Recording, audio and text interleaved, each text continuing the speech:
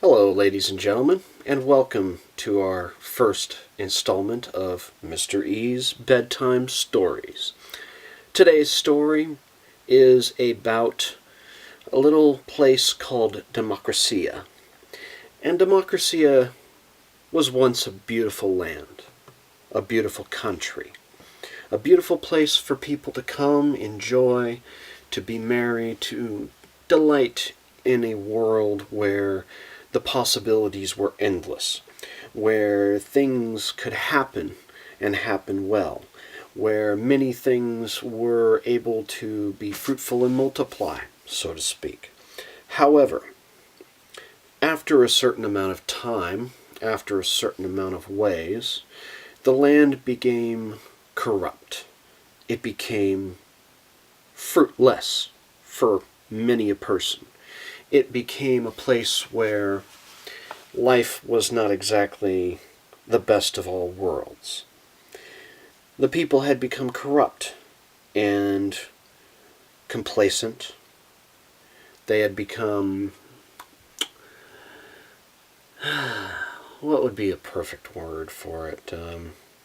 Let's just say they had learned that life could be manipulated by a vote or by votes. They learned that the most powerful could have the most influence and the masses would have the least amount of influence, even though there were many of them as compared to those above. Now,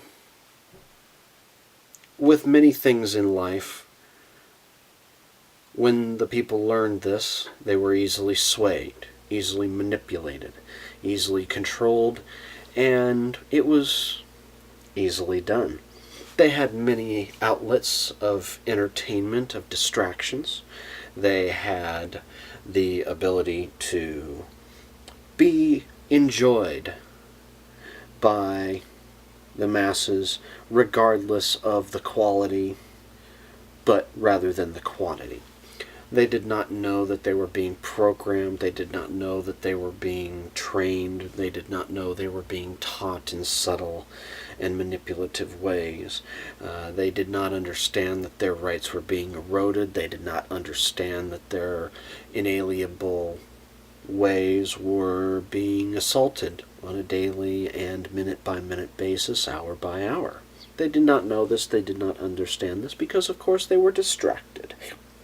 They did not believe that things were changing, that things were unnecessary to be kept up and maintained, and therefore enjoyed a life that was more illusionary than they had originally conceived or believed. And after a while, when the facade started crumbling, the walls started coming down, the dams started leaking, the forests started being destroyed, life around them in the world that they knew was no longer what it used to be. They became angry and irate. They became misunderstanding and jaded in their ways. They no longer had tolerance for their fellow man. They now believed that everybody was the enemy because they were being trained to think as such. White versus black, black versus brown, brown versus yellow. It didn't matter. Everybody was the enemy because nobody thought alike. Everybody was different. And eventually, Democracia was torn apart.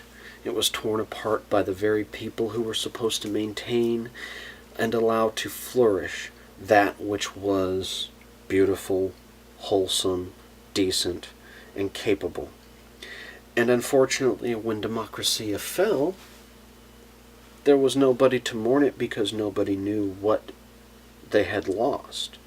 Everybody was too jaded. Everybody was too outraged, too morally ambivalent.